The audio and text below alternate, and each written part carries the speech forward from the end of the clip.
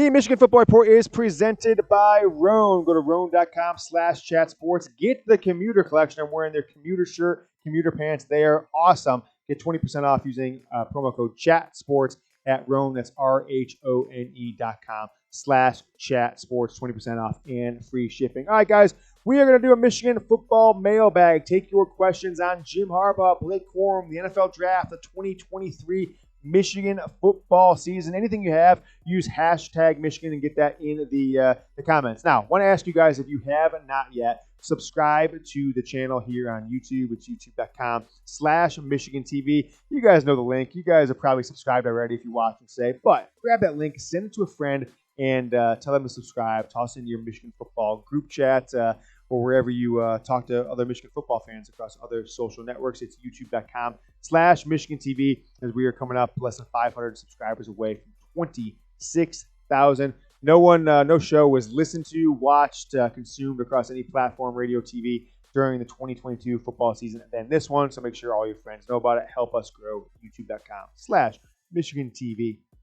As again, use hashtag Michigan or Super Chat to get your questions live on the show. You know, I see in the chat, Brett, come on, son Harper, Courtney Harper, he's back, baby. Welcome back to the show. He's been part of our live shows over the past few weeks as well.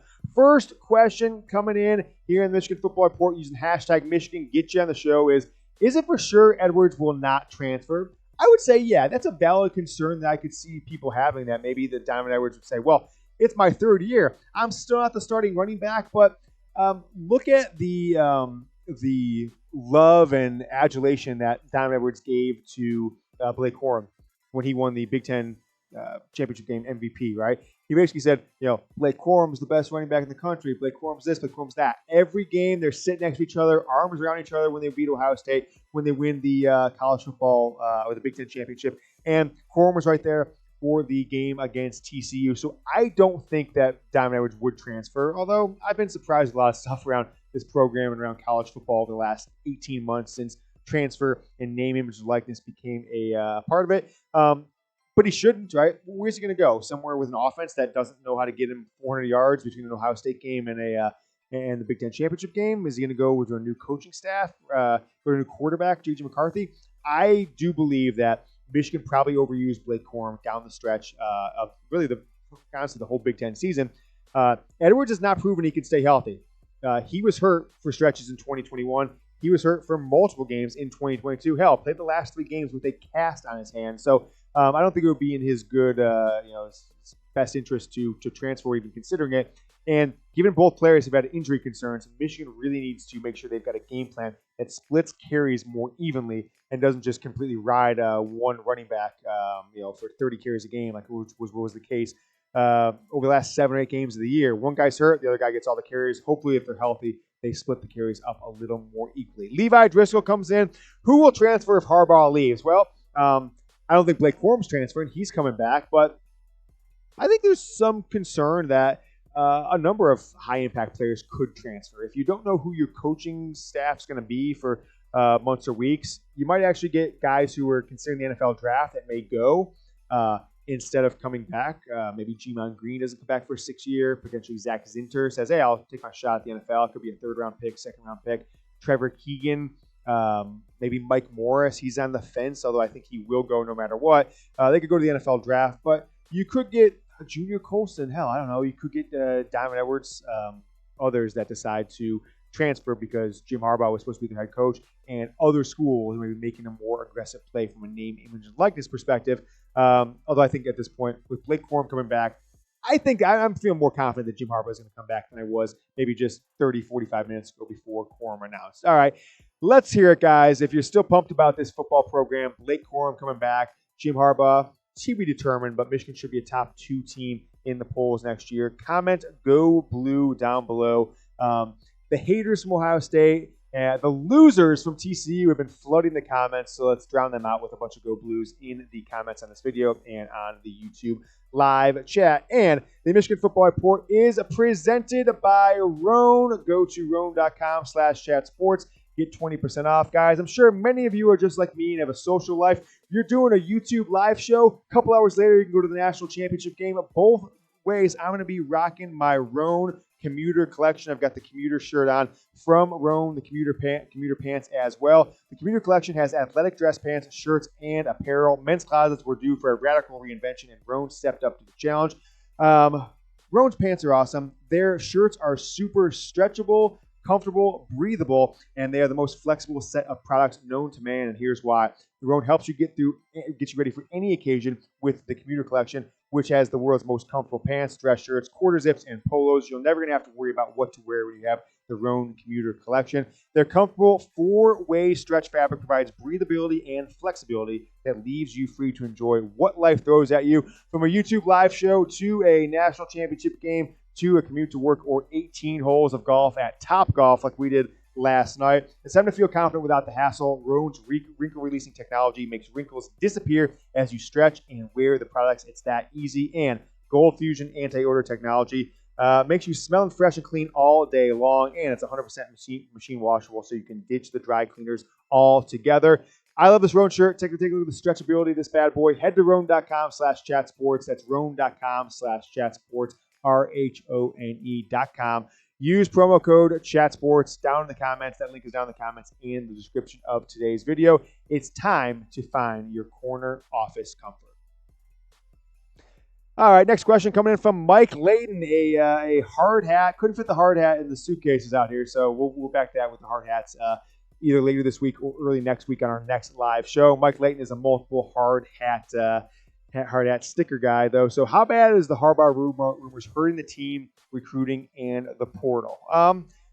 So let's just start from the team. I don't think much right now because Blake Corum announced that he's coming back. So we'll see if anybody else makes that decision. But it probably will if it goes on for another couple of days. The deadline is 1 week from today, right? 1 week from Monday on the 16th for players to announce NFL or not. And Michigan's got a bunch of decisions out there. Mozzie Smith, he should go. Mike Morris, I don't know. Zach Zinter, Trevor Keegan, Cornelius Johnson, bunch of guys. So the longer this goes, I think it will start making more of an impact on people's decisions. Recruiting, it's basically dead right now. Jaden Davis is not going to commit to Michigan until he knows that Jim Harbaugh is not only going to be back next year, but he's going to be there in 2024 when Davis is going to be on this campus. When he's going to be there 25, 26, maybe even 27.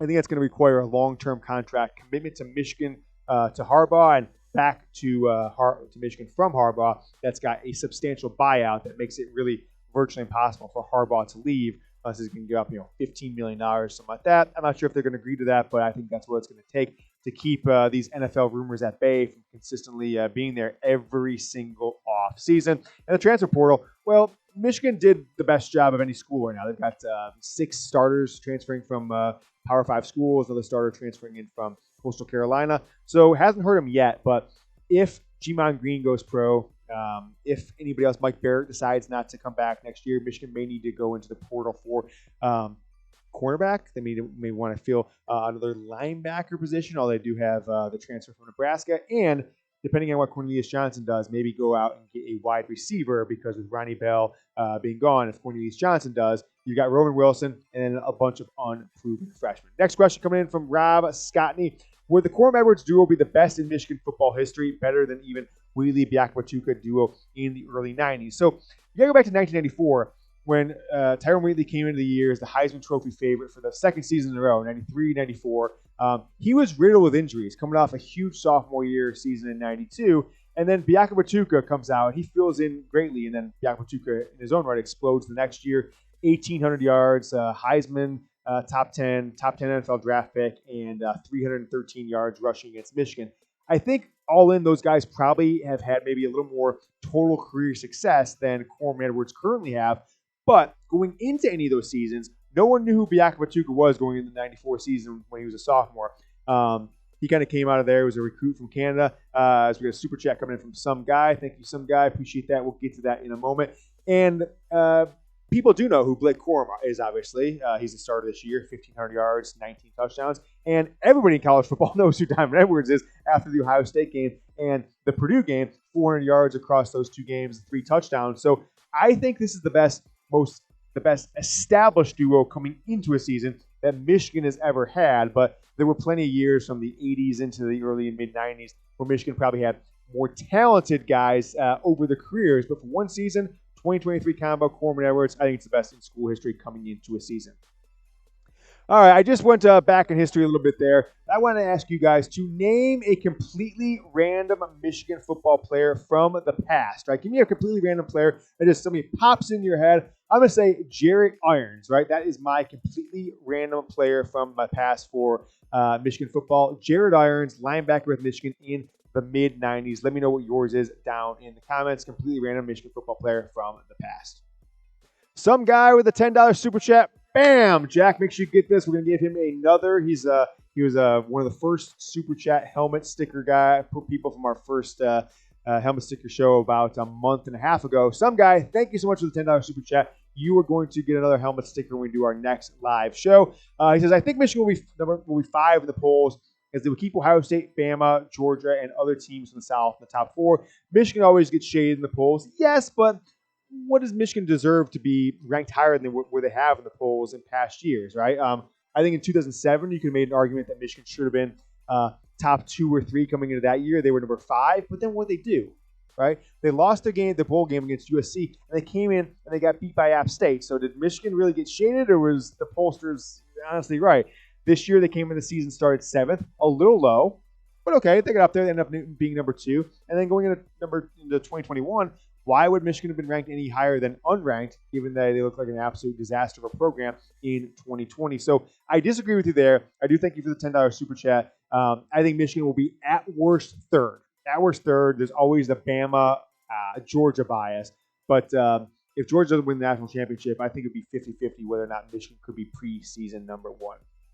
Gromit coming in with the next question here in the Michigan Football Report live Q&A. They're going to put up on the channel later in the week. It says, how proud is everyone with what Hutch has done in the NFL, and should he win Defensive Rookie of the Year? 9.5 sacks, 13 interceptions. Go Blue. NFL insider Harrison Graham, Aidan Hutchinson, Rookie of the Year? NFL?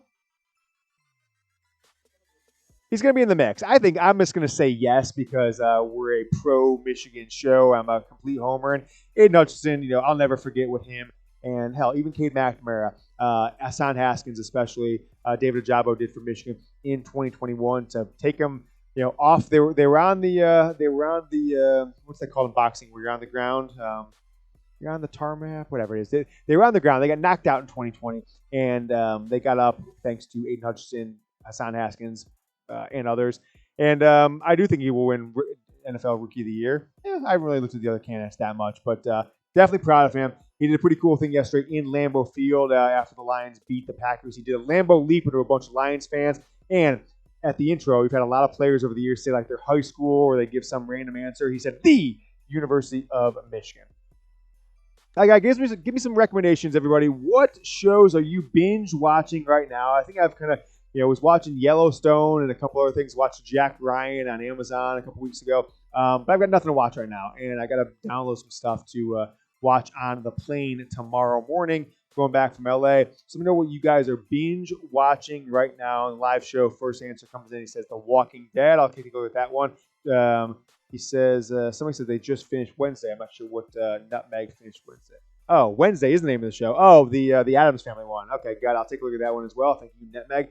Tulsa King is good. That's the one, I believe, on Paramount with Sylvester Stallone. That's a pretty good one. So keep them going. Breaking Bad, I've seen that one. What show are you binge watching or a show you've binge watched in the past that you want to recommend to me? Speaking of Nutmeg, just gave her a shout out, though. Says, who do we have at center? Big shoes to fill. Well, you've got Greg Crippen, who's the backup this year to Oluwatimi, who will move on after 6 years in college. He was the best interior lineman in all of college football this year. And then somebody grab me the name of the center from Stanford that transferred. I just don't have it in front of me and losing thoughts right now. But Stanford's starting center is transferring into Michigan this year. And so he wasn't necessarily the highest level recruit by anyone's analysis, but starting center on a Stanford team that admittedly sucked this year. What's that? First name?